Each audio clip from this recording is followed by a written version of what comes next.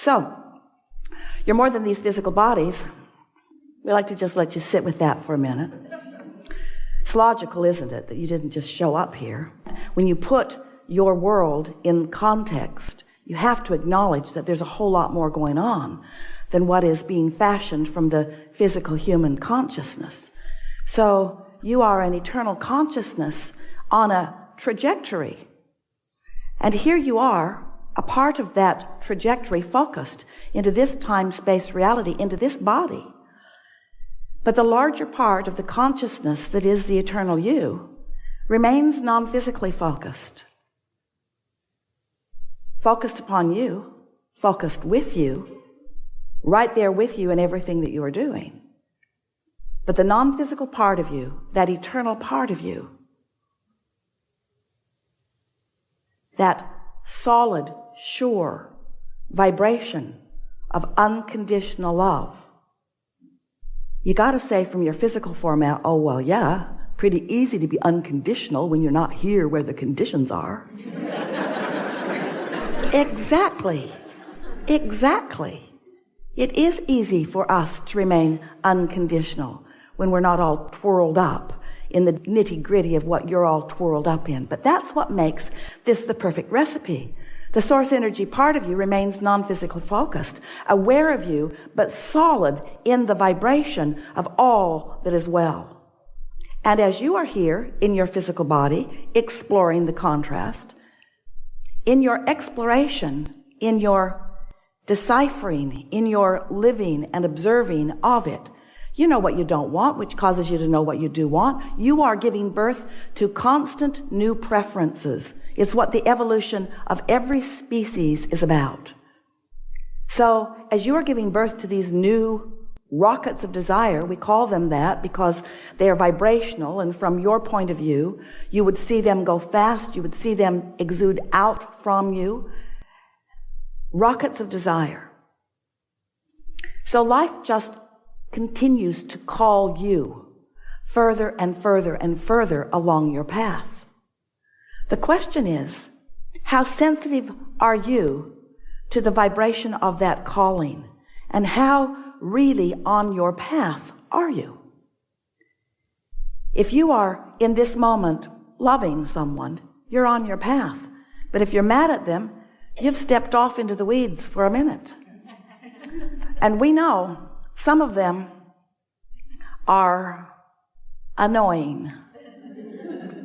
Some things that people do, some things that people think, some things that people think about you, some things that you are focused upon are hard to take.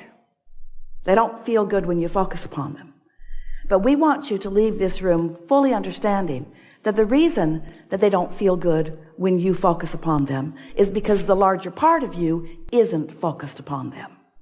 And your attention to them is taking you from your path. Now, when anyone starts talking about a path, it makes you squirm a little bit because it sounds like, oh yeah, so it is all pre-decided for me. Somebody already figured it out, and here I am, a puppet on a string, looking for my path.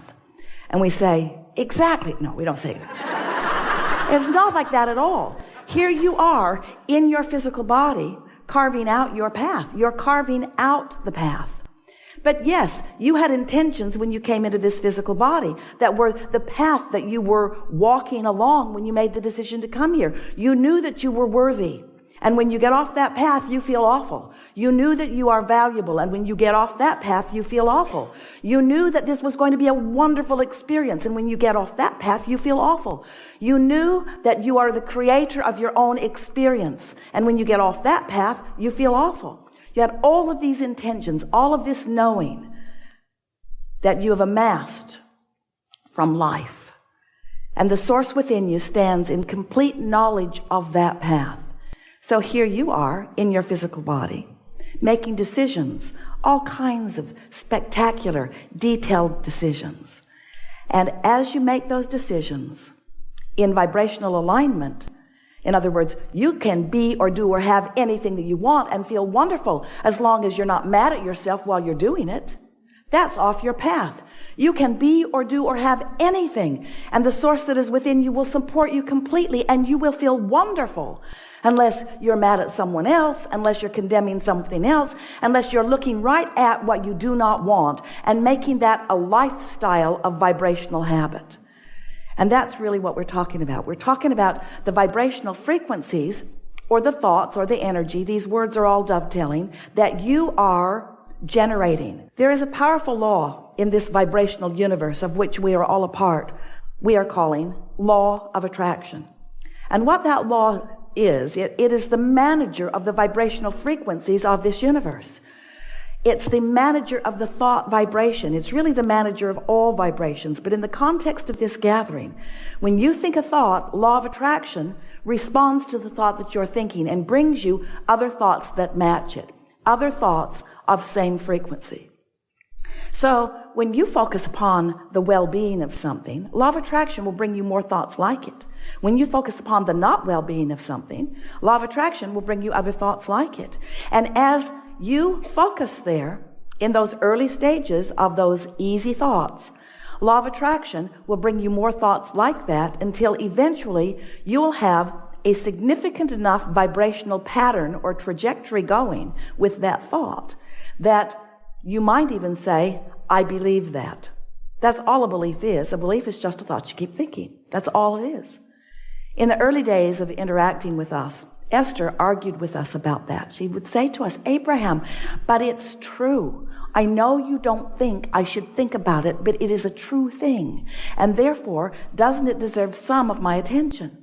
And we say, there are so many things that are true that you want to practice until you believe them and until you attract them, until you live them fully. And there are some things that are true that you don't feel that way about. Just be discerning. Be a selective sifter. Choose what you think about. But Esther argued, and some of you do too, but Abraham, sometimes I do not think I am choosing this thought. I think this thought chose me. And we say, we know how that feels when you get that momentum going. When you get a certain amount of momentum going, it plays out. The laws of the universe that you know, the laws of physics, you know, it's like that. Put your car at the top of the hill. San Francisco is what comes to Esther's mind because she could not believe those hills that people were actually driving up and down. Put your car at the top of one of those hills and take it out of gear, take the brake off, and just test to see what the laws of physics are about. Just nudge that car just a little bit from behind. Just nudge it and watch what happens next. There's no question about what will happen next, is there? The weight, the gravity, the inertia, the laws of physics are known by you experientially. You know what's going to happen to that car. But if you come to your senses and say, oh wait, I already know the outcome of this, I choose something different, so you step right out in front of that car and it bumps up against you, it stops. The momentum stops right there, doesn't it? You wouldn't want to be at the bottom of that hill stopping that momentum. So law of attraction is synonymous with momentum. Because when you give your attention to something, law of attraction will bring more and more and more and more and more. That's why you want to be discerning about what you think about. And it's also why you don't want to be at the bottom of the hill trying to stop your thoughts. That's when Esther said, my thought's thinking me, Abraham. I know you think I should think otherwise, but this thought has got hold of me big time. And we say, yes, sometimes it happens that way. And you really want it to happen that way when it's thoughts that are of benefit to you. You really want those thoughts to have hold of you when it's thoughts of your value, of your worthiness, of your worth, of the value and worth of others. You want those thoughts to get hold of you. You want to believe deeply. You want to have absolute knowing. First you think it, then you think it more, then you think it more, then you think it more, then you think it more, then you believe it. Then you believe it, then you think it more, then you think it more, then you think it more, then you know it. And the reason you know it is because what you believe manifests. It manifests. It gives you full knowledge. But what humans mostly don't understand is that you have control over what moves from vibration into reality. You can turn thoughts into things deliberately. You can. You are turning thoughts into things all the time indeliberately. Why not get hold of this? Why not start thinking purposefully? But the only way that you can begin to turn thoughts to things in a deliberate way is by inserting into your awareness the factor, the all-important factor of how you feel. because how you feel is your guidance that lets you know how much momentum you got going toward what you want and how much introduction of contradiction you've got going on. One of the things that you have going for you, there are a lot of things, but significant to this topic. One of the things that is really beneficial to you, and we love you so much. You know what's coming next. When we tell you we love you, we're preparing you for hearing something. One of the things that you've got going for you is that you are, did we tell you we love you? You are fickle and frivolous with your thoughts. And the advantage of that is you don't get hold of any thought, wanted or unwanted, and stay with it very long. You are distracted. Ooh, shiny. So we want to help you to not freak out about the thoughts that you've been thinking. When we started talking about the science of deliberate creation, you are in the audience going, cancel, trying to suck the thoughts back before law of attraction got hold of it. And we don't want you to be guarded about your thoughts because you're starting right here, right now, and well-being is dominant. We just want you to be more deliberate about the thoughts you think by caring more about how you feel. And it's helpful to understand how it all fits together, isn't it? So you were source energy and still are, but a large part of you remained in that non-physical place. The largest part of you is still non-physical, while a part of that consciousness is here with you. So here you are in your bodies. You are beautiful. You are brilliant. You are exploring. Contrast all around you, knowing what you don't want, knowing what you do want, and continually adding new preferences to the whole of that which you are becoming. So that non-physical part of you resides in a vibrational reality. We've been calling it your vortex or your vortex of attraction. It's your vortex. It's a vibrational version of you. It's the vibrational version of you of all that you want that has full potential of manifesting fully so that you can see it and hear it and smell it and taste it and touch it, and others can too as they behold you. But in order to be deliberate about that, it's important that you know that there are steps to the process. And the first step is you are launching rockets of desire. You're asking all day, every day. You never stop asking. Don't ask yourself to stop asking. You can't stop asking.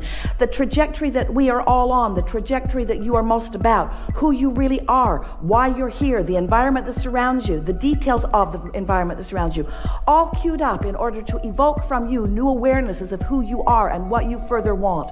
So don't fight that. Just go with it. You can't stop it. Just let the desire flow forth from you. Step one. Step two is that desire that you have launched becomes part of this vibrational reality that the inner being part of you, the soul part of you, the source part of you, the non-physical part of you embraces fully and becomes in the moment that you launch the rocket. That non-physical part of you is now a reality. And law of attraction is responding to that reality also. So now, there's the you standing in your body thinking what you're thinking about that desire that you launched. And there's the source energy part of you standing in the vortex thinking about that desire that you launched. So there are potentially two different perspectives about that. You getting what we're saying? There's the perspective that knows not only that it's possible, but that it's certain. That's your inner being's perspective. Knowing that the path will unfold, knowing that you will find your way, knowing that it will be really fun going toward it, and knowing that you're going to like it when you get there, but knowing that it's not just getting there that it's all about, it's the journey on the way to it that life is really about. That's what your inner being knows. That's what your inner being knows and bees about the desire that you launch.